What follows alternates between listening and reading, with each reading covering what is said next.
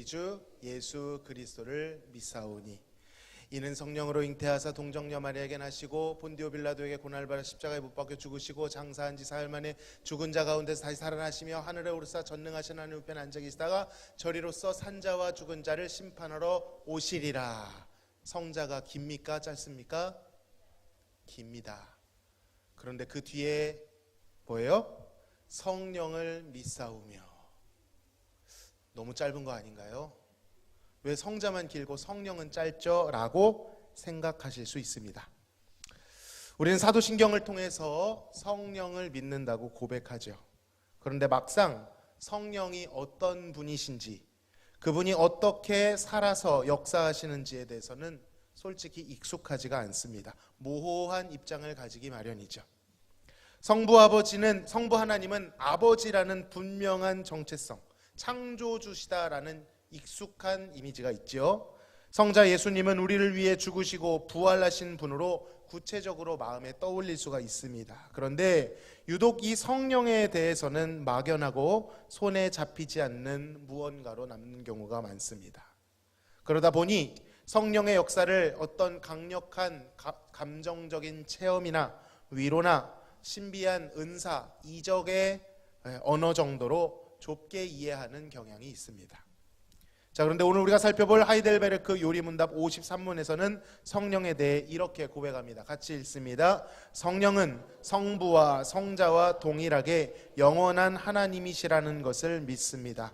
그분은 또한 내게도 주어졌으며 참된 믿음을 통해 그리스도와 그의 모든 유익에 나를 참여하게 하시고 나를 위로하시며 영원토록 나와 함께 하시리라는 것을 믿습니다. 이 고백 안에 성령에 대한 진리들이 담겨 있습니다. 첫 번째, 성령은 살아계신 영원하신 하나님이신 줄로 믿습니다. 성부와 성자와 동등한 하나님이시라는 거예요. 그러니까 성령은 어떤 정신, 능력, 생명의 기운, 에너지, 은사 이런 정도의 분이 아니라는 것입니다. 성령을 미신적이나 아니면 기계적으로 주술적으로 이해해서는 안 됩니다. 성령을 이해할 때 가장 핵심적인 표현은 그분을 인격적으로 이해해야 되는 줄로 믿습니다. 성령을 떠올릴 때 특별한 체험이 먼저 떠오르는 게 아니라는 거예요. 뜨거운 마음, 눈물, 현상 이런 것이 아니라 인격이라고 하는 것은 무엇입니까? 관계를 뜻하는 것이죠. 하나님과의 관계, 하나님의 성품, 하나님을 향한 믿음을 먼저 떠올려야 하는 것입니다. 물론 성경을 보면 성령의 역사로 말미암아 이런 체험들, 은사들이 많이 나타납니다. 그러나 그것이 본질이 아니라는 것입니다. 그것이 실체가 아니라는 것입니다. 구약시대 때 강력하게 한 사람에게 일시적으로 그 영이 임한 것은 성경이 완성되기 전에 이 성경의 위대함을 보여주기 전에 그림자처럼 보여준 것이지 그것이 성령이 하시는 최종적인 일은 아니라는 것입니다. 본질은 그 성령님이 인격적이신 하나님이라는 거예요. 우리와 교제하시고 우리를 사랑하시고 우리를 도우시는, 특별히 구원을 얻은 뒤에 이 땅에서 그리스도를 믿고 살아가는 그 믿음을 도우시는, 거룩한 삶을 도우시는, 돕는 하나님이시라는 것입니다. 성령 하나님이 인격이라는 뜻은 또 무슨 뜻이에요? 반응하실 수 있다는 겁니다. 기뻐하시기도 하시고 사랑하시기도 하시고 우리를 위로하시기도 하십니다. 그런데 반면 근심하실 수도 있으시고 우리를 책망하실 수도 있으시다는 거예요. 관계라는 것이 그렇지 않습니까? 서로 상호작용 간에 일어나는 일입니다. 에너지가 사랑을 할 수는 없지 않습니까? 어떤 힘이 근심하지는 않지 않습니까? 그분이 살아계신 하나님이시기 때문에 우리와 감정을 교감하시고 우리의 어떤 행동에 의해서 반응하실 수 있는 하나님이라는 것을 꼭 기억해야 됩니다. 자, 그리고 그분은 약속대로 오신 분이십니다. 예수님께서 세상을 떠나시기 전날 밤에 제자들을 모아놓고 마지막 말씀을 주셨죠. 요한복음 13장부터 17장까지 아주 긴 설교를 시작하십니다. 이것을 고별 강화다 이렇게 설명을 합니다. 자, 그때 거듭해서 한 가지를 강조하시며 설교를 하셨습니다. 내가 아버지께 구하겠으니 그가 또 다른 보혜사를 너희에게 주사 영원토록 너희와 함께 있게 하리니 그는 진리의 영이라. 제자들은 얼핏 들었을 때 이 인사가 작별 인사처럼 들렸을 것입니다. 주님께서 보내주신다라는 그분에게 집중하기보다 그동안 동고동락을 같이 했던 스승이 떠난다라는 사실에 슬퍼했을 것입니다. 그러나 예수님의 말씀의 포인트는 자신이 떠난다는 것에 있는 것이 아니라 그 뒤에 이어 보내주실 또 다른 보혜사를 강조하고 있습니다. 사실상 작별 인사가 아니라 영원히 너희와 함께 할 수 있는 방법이 있다라고 설명해 주고 계신 거예요. 육신으로는 예수님이 떠나시지만 예수님의 영이신 성령께서 오셔서 예수님이 마치 현존하시는 것처럼, 아니 그 이상으로 육신이 아니시기에 더 제한 없이 그들과 가까이 그들 안에 거하시게 됐다, 그 약속을 주고 계신 것입니다. 그리고 예수님의 이 약속은 실제로 지켜졌습니다. 예수님께서 하늘로 승천하신 지 열흘 뒤에 오순절이라고 하는 절기에 약속하신 성령이 마가의 다락방에 임하게 되었습니다. 우연히 일어난 일이 아닙니다. 우발적으로 일어난 일이 아닙니다. 하나님께서 아주 오래전부터 준비하시고 예언하셨던 아주 중요한 사건이었습니다. 물론 성령께서 강림하시기 전에는 그럼 성령이 안 계셨냐? 그렇지 않죠. 우리가 방금 전에 고백했듯이 성령은 영원하신 하나님이라고 했습니다. 영원하시다는 것은 계시지 않았던 때가 있다 없다? 없었다는 거예요. 그는 세상을 창조하실 때도 계셨고요, 예수님이 세례를 받으실 때도 그 자리에 임하셨습니다. 예수님께서 광야에 계실 때도 예수님을 인도하셨습니다. 그러니까 성령님은 뒤늦게 등장한 3등짜리 3위짜리 하나님이 아니라 원래부터 계셨던 삼위일체 동등한 하나님이라는 거예요. 다만 그의 사역이 그림자처럼 일시적으로 나타났다면 이젠 폭발적으로 본격적으로 드러나는 시점이 되었다는 것입니다. 그 맥락은 이렇습니다. 구약에는 맥추절이라고 하는 절기가 있죠. 맥추절을 다른 말로 오순절이라고도 불렀습니다. 이날은 밀과 보리의 첫 추수를 감사하는 절기였습니다. 그런데 이제 신약의 오순절은 단순히 밀과 보리를 추수하는 날이 아닌 영적 추수가 일어나는 본격적인 하나님의 일하심, 하나님의 역사가 시작되는 날이었습니다. 유월절을 통해서 성도들은 예수님의 십자가와 부활, 구원을 기렸다면 이제 오순절은 그들이 누리고 있던 이 복음을 성령이 오심으로 인해서 온 세상 사람들에게 전파되게 하는, 그렇게 퍼뜨려 나가게 하는 영적 대추수를 위한 날이었다는 것입니다.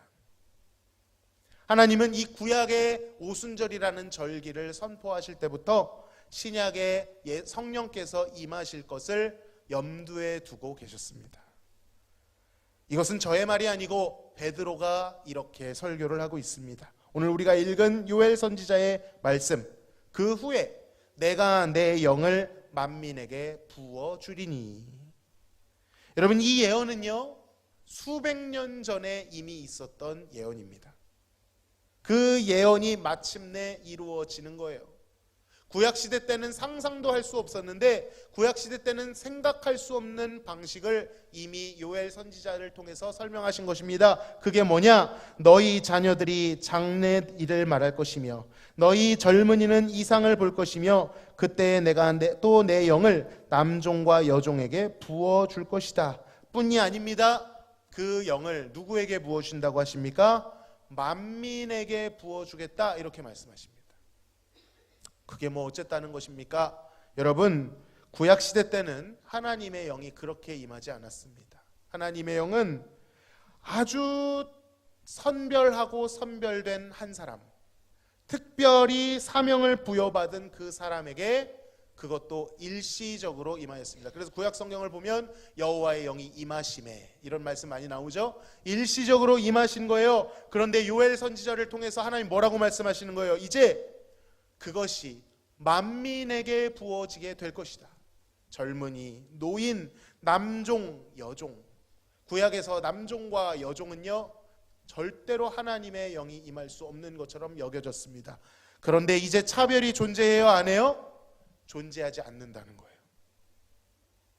여러분 여기서 무엇까지 생각하셔야 될까요? 차별이 없다면, 만민에게 부어진다면 이들 중에 누구도 포함되는 겁니까? 나도 포함이 된다라는 얘기예요. 이 요엘서를 묵상할 때 이 만민 중에 나도 이제는 성령을 받을 수 있게 되었다라는 것, 특별히 어떤 신학적 교육을 받은 사람뿐만 아니라, 오래 믿은 사람뿐만 아니라, 유난히 헌신적이어 보이는 사람뿐만 아니라 예수를 믿어 거듭난 사람이라면 그 사람 안에 누구든지 성령이 계시다는 것입니다. 여러분 이것을 믿으시기 바랍니다. 따라 하시겠습니다. 느끼지 말고 믿어야 합니다. 여러분 성령은 느끼는 것이 아니고 믿는 것입니다. 그가 우리 안에 계시기 때문에 우리가 예수를 믿게 된 것입니다. 성령이 거하심의 결과가 예수님을 믿게 된 것이라는 거예요. 그럼 역으로 생각해 보면 내가 예수님을 믿고 있다면, 완전한 믿음이 아닐지라도 예수님을 믿고 의지하고 있다면 내 안에 누가 계신 거예요? 성령이 계신 거예요. 사도 바울은 이것을 설명합니다. 너희 몸은 너희가 하나님께로부터 받은 바 너희 가운데 계신 성령의 전인 줄을 알지 못하느냐. 성령 하나님께서 우리의 몸을 그분의 거하실 처소로 삼으셨습니다. 전으로 삼으셨습니다. 이것은 너무나도 경이로운 선언이죠. 세상에 많은 영화로운 곳이 있을 텐데, 깔끔한 곳이 있을 텐데, 예수님께서도 그렇게 하셨죠. 왕좌가 아닌 말구유에 오셨는데 예수의 영이라는 별명을 가진 성령도 그와 너무나도 비슷하게 세상에 너무나도 유쾌하고 쾌적한 곳이 많지만 그 중에 내 마음, 여러분은 어떠신지 모르겠지만 저는 제 마음에 자신이 없거든요.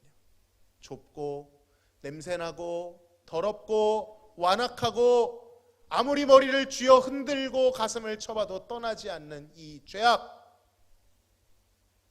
제가 예전에 꿈을 한번 꾼 적이 있습니다. 은사로서의 꿈 말고 꿈을 꿨는데 그게 뭐 하나님이 주신 꿈이다 이런 건 잘 모르겠어요. 그런데 딱 한 가지를 알게 되었습니다. 그 꿈이 제가 화장실에 있는 꿈이었어요. 상상하지 마십시오. 그냥 서 있는 꿈입니다.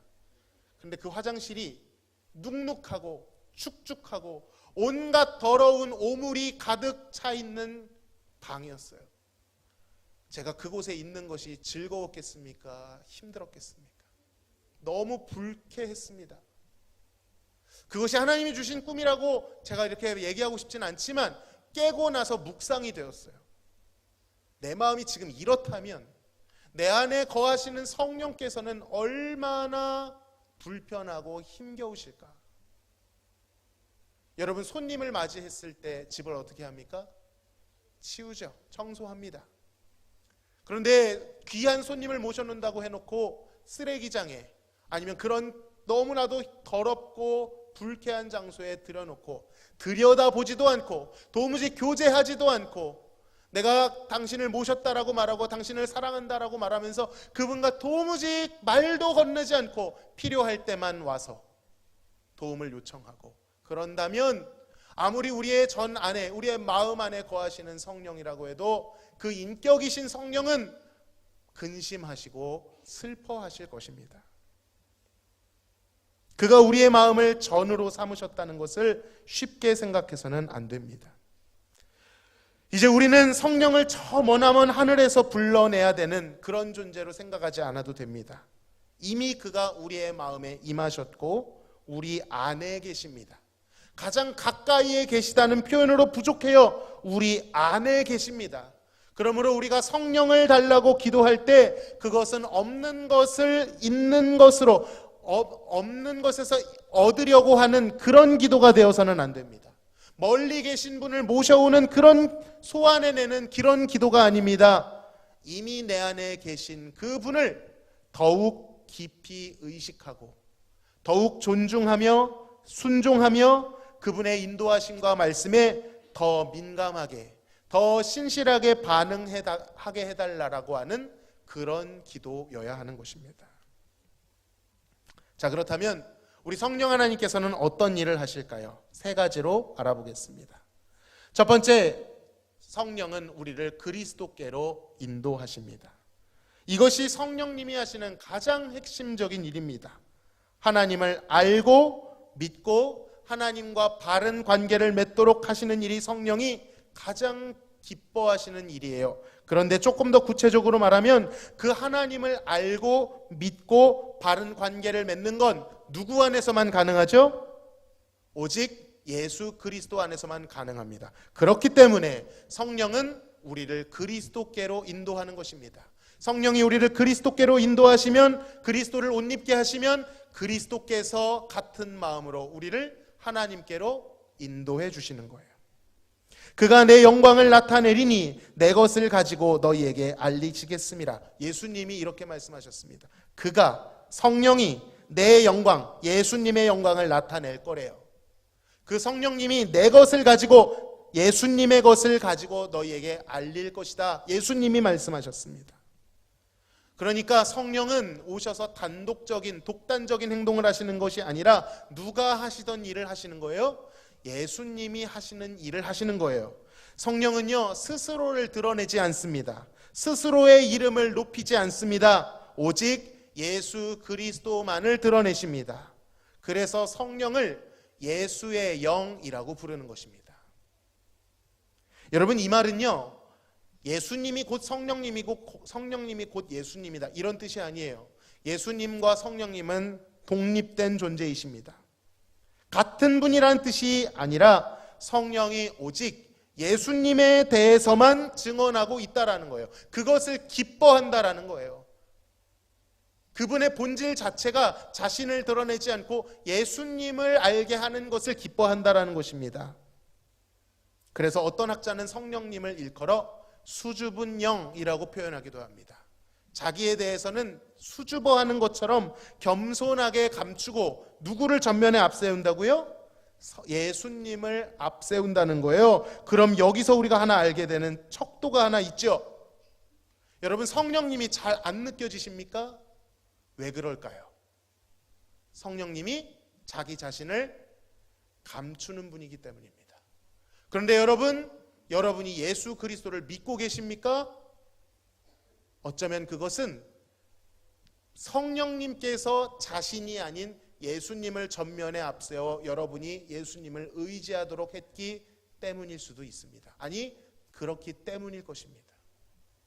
그러니까 성령이라는 존재 자체를 나는 성령님을 느껴야지라는 것보다는 내가 예수 그리스도를 믿고 그분을 의지하고 그 복음을 누리는 것이 잘 느껴지지 않지만 우리 안에 편만에 있는 성령의 인도하심이고 사역이다라는 것을 알아야 된다는 거예요. 분별점이 여기서 생기죠. 그러니까 어딜 갔는데 성령을 강조해요. 그런데 그곳에 뜨거운 감정, 강렬한 체험, 눈에 보이는 이적이 막 나타나는데 예수 그리스도의 십자가와 부활이 잘 보이지 않는다. 그건 성령의 역사입니까? 아닙니까? 아닙니다. 혹은 굉장히 미숙한 것일 수 있습니다. 아무리 강렬한 것처럼 보여도 아니에요. 성령의 은사를 볼 때도 마찬가지입니다. 여러 가지 은사들이 있을 수 있어요. 정말 강렬한 은사들이 있을 수 있습니다. 병고침, 방언, 통역, 그런 것들이 있을 수 있잖아요. 그런데 여러분, 그 은사가 아무리 강렬한다 한들 두 가지를 드러내지 못하면 그것은 성령으로부터 온 것이 아니거나 그 은사를 가진 사람은 매우 미숙한 사람일 수 있습니다. 첫 번째 뭡니까? 바로 그 은사가 그리스도를 드러내고 있느냐, 그리스도의 사랑을 나타내고 있느냐, 또 다른 하나는 그 은사가 교회 공동체의 덕을 세우고 있느냐. 강렬한 은사를 가지고 있는데 점쟁이가 점을 치듯 막 죄를 지적해요. 예수님의 용서가 보이지 않아요. 십자가와 복음이 보이지 않아요. 그것이 교회의 분란을 일으킵니다. 그것은 성령으로부터 온 것이 아니거나 그 은사를 잘못 사용하는 미숙함일 수 있다는 것을 꼭 기억하시기를 바랍니다. 참된 성령의 역사는 항상 우리를 그리스도의 복음 앞으로, 말씀 앞으로 인도하는 줄로 믿습니다. 결국 그리스도와 그리스도의 몸된 교회를 사랑하도록 만듭니다. 십자가 앞에 더 겸손하게 만듭니다. 그리고 그 성령은 결국 우리가 그리스도를 따르고 그리스도께서 이루어 놓으신 모든 복과 유익을 참여하도록 만드십니다. 예수님께서 이루어 놓으신 그 모든 의가 나의 의가 되게 해요.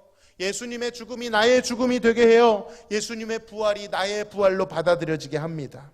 그 모든 것이 사실 성령이 하시는 일이라는 것입니다. 성령이 없다면 성부와 성자께서 이루어 놓으신 구원 중 하나도 우리는 알 수 없고 누릴 수가 없습니다. 심지어는요, 성부와 성자도 예수님의 행적을 잘 보면 예수님은 그냥 기뻐하신 적이 한 번도 없습니다. 성령으로 기뻐하여 이르시되, 항상 성령으로 기뻐하세요. 영원 전에 아버지와 아들, 성부와 성자가 서로를 사랑하는 그 일도 그들 성부와 성자끼리 알린 게 아니라 성령을 통해서 알리셨습니다. 그만큼 성령님은 많은 일을 하시고 우리에게 절대적으로 필요한 고맙고 감사한 분입니다. 두 번째는요, 성령님은 우리를 위로하십니다. 성령을 가리키는 말 가운데 보혜사라는 단어가 있습니다. 헬라어로는 파라클레토스라고 부릅니다. 곁에서 돕다, 변호해주다, 위로해주다, 상담해주다, 이런 뜻입니다. 그런데 예수님께서는 성령을 그냥 보혜사라고 하지 않으시고 또 다른 보혜사라고 부르셨어요. 또 다른 보혜사라면 원래 누가 또 있었다는 거예요? 원래 보혜사가 있었다는 뜻이잖아요. 그 보혜사가 누구예요? 바로 예수님 자신이셨습니다. 그런데 그 보혜사이신 예수님이, 돕는 분이신 예수님이 또 다른 돕는 보혜사를 보내주신다는 거예요. 무슨 뜻입니까? 예수님이 하시던 그 일을 동일하게 이어받아서 성령님이 행하신다라는 뜻입니다. 여러분, 성령님은 예수님이 우리를 도우시는 것처럼 우리를 도우십니다. 예수님처럼 어루만지시고 위로하십니다. 그의 손길은 예수님의 손길과 같아요. 아니요, 예수님께서 말씀하셨습니다. 내가 있는 것보다 성령이 오셔서 너희를 위로하는 것이 더 좋을 것이다. 왜 그렇죠? 예수님은 육신을 입고 오셨지만 성령은 육신의 제한도 받지 아니하시고 더 제한 없이, 더 면밀히, 더 우리 안에 가까이 거하시면서 예수님의 능력을 우리에게 덧입혀 주십니다. 그래서 예수님이 성령이 오시는 게 우리에게 더 유익하다고 하신 거예요. 사도행전에 나오는 제자들의 앞에는 항상 위험이 도사리고 있었습니다. 세상의 모든 권세가 이들을 대적했어요. 처음에는 두려워서 숨었습니다. 문을 걸어 잠궜어요. 예수님이 부활하셨다는 소식을 들었는데도 문을 걸어 잠그고 있었습니다. 그러나 이들 안에 성령이 임하고 나자 더 이상 이들은 숨지 않게 되었습니다. 공개적으로 복음을 전했고 당해야 하는 위협 앞에 비굴하게 도망치지 않았습니다. 사자밥이 될 수밖에 없는 그 상황 속에서도 비굴하게 면책을 받기를 원치 않았습니다. 톱에 쓸리기도 했고 먹잇감이 되기도 했고 매에 맞기도 했고 여러 가지 환난을 당하였으나 그들은 믿음으로 하나님을 선택했고 세상이 감당치 못하는 자들이 되었습니다. 어떻게 그토록 두려워하던 자들, 우리가 제자들의 수준을 알지 않습니까? 그랬던 제자들이 어떻게 생명 앞에서도 거의 모든 제자들은 다 순교를, 예수님이 당하신 십자가 죽음 비슷하게 혹은 그것보다 더 혹독한 방법으로 순교를 당했습니다. 어떤 용기가, 어떤 담대함이 어떻게 나오게 된 것입니까? 바로 성령의 위로와 강권하심 때문인 줄로 믿습니다. 예수님께서 이렇게 말씀하셨습니다. 지금은 너희가 근심하나 내가 다시 너희를 보리니 너희 마음이 기쁠 것이요 너희 기쁨을 빼앗을 자가 없으리라. 성령이 주시는 기쁨은요, 어떤 조건이나 환경 때문이 아니었습니다. 조건은 변하지 않았어요. 박해는 점점 심해졌습니다. 그러나 그 조건을 뛰어넘는 흔들리지 않는 기쁨, 샘솟는 담대함을 그들에게 부어주셨습니다. 그러므로 여러분, 두려움에 짓눌려 계시다면 누구를 찾아야 됩니까? 여러분 안에 계신 성령을 구하시기를 바랍니다. 그가 위로해 주시기를, 그가 내 마음을 어루만져 주시기를 기도해야 됩니다. 말씀을 통해 그분이 어떤 일을 하셨고 어떤 말씀을 하셨는지를 보고 그 말씀을 기도로 담아내야 됩니다. 그 과정이 없이는 그저 성령은 우리에게 평안함을 주는 느낌 정도, 좋게 긍정적으로 생각하면 마음에 돋우다지는 자신감 정도, 그렇게 오해할 수밖에 없게 됩니다. 여러분, 실제 하시는 성령의 강권하심, 실제 하시는 하나님의 강하게 하심을 경험하실 수 있기를 소망합니다. 세 번째로는요, 그가 우리와 영원히 거하십니다. 성령에 대한 고백 가운데 가장 든든한 고백, 바로 이것입니다. 그분이 우리를 영원히 떠나지 아니하시겠다는 것입니다. 무슨 일이 있어도, 우리가 어떤 모습이라 해도 우리를 떠나지 않으신다는 거예요. 내가 아버지께 구하겠으니 그가 또 다른 보혜사를 너희에게 주사 영원토록 너희와 함께 있게 하리니. 여러분, 주변을 둘러보세요. 사람들은 떠납니다. 변심합니다. 상황을 둘러보십시오. 상황도 변합니다. 어제 웃었어도 오늘 울게 되는 게 인생이잖아요. 그리고 이 모든 것들 다 없다 해도 결국 우리는 죽음으로 인생에게 배신을 당하게 됩니다. 세상의 재물과 영화와 젊음도 우리를 떠나고 건강도 언젠가는 우리를 떠납니다. 그러나 그 모든 것들 다 떠나고 변한다 할지라도 성령은 우리 마음에서 떠나지 아니하시는 줄로 믿습니다. 우리가 연약해도요, 실족해도요, 심지어 믿음이 연약하여 주님을 외면하던 그 순간에도 성령께서 우리와 함께 하시며 우리를 붙드신다라고 약속하십니다. 이것이 우리의 구원을 유지시켜주는 보증입니다. 만약에 우리의 구원을 우리의 의지로 유지하는 것이라면, 우리가 헌신을 잘해서 유지되는 것이라면, 우리가 하나님을 더 열심히 섬겨서 하나님 우리를 어여빼 주시는 거라면 얼마나 긴장되고 불안합니까? 그러나 그것이 아니라 약하고 악한 존재들임에도 불구하고 우리가 아닌 확실한 보증이 되시는 성령께서 변치 않고 너와 함께 하겠다라는 약속 때문에 우리가 구원에서 탈락되지 않는 것입니다. 너희가 그리스도의 이름으로 치욕을 당하면 복 있는 자로다. 영광의 영 곧 하나님의 영이 너희 위에 계심이라. 베드로는 치욕을 당하는 그 자리에서도 성령께서 함께 하실 것이다 라고 말씀합니다.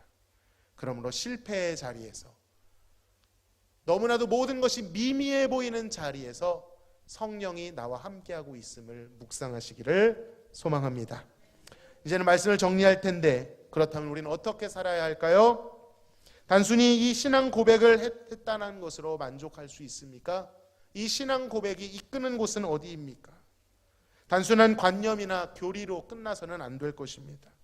이 성령을 믿는다라는 이 교리가 우리 삶에서 경험되고 연습되어야 되는 것입니다. 그래서 성령을 믿사오며, 한국어에는 성령을 믿사오며 라고 되어 있고 그 뒤에 내용들은 부록처럼 느껴지겠지만 원래는 성령을 믿습니다. 그 뒤에 나오는 거룩한 공교회를 믿습니다. 성도의 교제를 믿습니다. 죄사함을 믿습니다. 육체의 부활을 믿습니다. 영원히 살 것을 믿습니다 라고 다 각각 믿는다라는 고백이 되어 있습니다. 그러니까 사실은 성령을 믿습니다라는 범주는 거기서 끝나는 게 아니라 성령을 믿는 것을 연습하는 게 뭐라는 거예요? 거룩한 공교회를 믿고 성도의 교제를 믿고 우리의 삶 속에서 죄 사함을 경험하고 우리의 삶 속에 죽음을 방불한 상황 속에서 부활할 것을 경험하고 영원토록 하나님과 살 것을 경험하는 이 과정, 이 연습과 훈련의 과정이 다 누구를 고백하는 고백 안에 들어간다는 거예요? 성령을 따른다라는 고백 안에 들어가는 고백이라는 것입니다. 그러니까 성령을 믿사오며로 끝나는 게 아니라 성령을 믿사오며부터 나오는 모든 고백이 다 성령에 대한 고백이라는 것입니다. 그러므로 성령을 따른다는 것은 뭉뚱거려지는 것이 아니라 우리의 삶 속에 교회와 함께, 성도와 함께, 우리의 삶의 고난과 함께, 우리의, 말이 좀 이상하지만 죄와 함께, 죄를 벗한다는 뜻이 아니에요. 우리가 넘어지는 그 죄에서 죄사함을 받는 이 모든 과정을 통해서 성령이 누구신지를 배울 수 있게 되는 것입니다. 골방에 들어가서 성령이여 주여 주여, 물론 하나님이 그 기도를 들으시겠지만 단순히 그렇게 미신적으로 외치는 정도가 아니라 여러분의 삶의 평범한 모든 요소, 신앙생활 하면서 교회생활, 교우생활, 고난생활, 이 모든 요소가 결국 성령을 따르고 배워가는 과정이라는 것입니다. 그러므로 성령을 따른다고 하면서 교회를 사랑하지 않거나 교우를 사랑하지 않거나 죄 가운데 거하거나 고난 가운데 함몰되는 것은 성령을 배우는 길이 아닌 것입니다. 성령을 알고 싶으십니까? 성령을 따르고 싶으십니까? 다음 주부터 살펴보게 될 거룩한 교회, 성도의 교제, 죄사함, 몸의 부활, 영생, 이 모든 것들을 우리의 삶을 통해서 배우시기를 소망합니다. 주님께서는 누가복음 11장 13절에서 이렇게 말씀하셨습니다. 이 말씀 읽고 마치겠습니다. 같이 읽습니다. 너희가 악할지라도 좋은 것을 자식에게 줄 줄 알거든 하물며 너희 하늘 아버지께서 구하는 자에게 성령을 주시지 않겠느냐 하시니라. 아멘. 마태복음 7장 11절에서는요, 하늘에 계신 아버지께서 구하는 자에게 좋은 것으로 주시지 않겠느냐 이렇게 되어 있습니다. 그런데 누가복음에서는 그 좋은 것이 누구시라고요?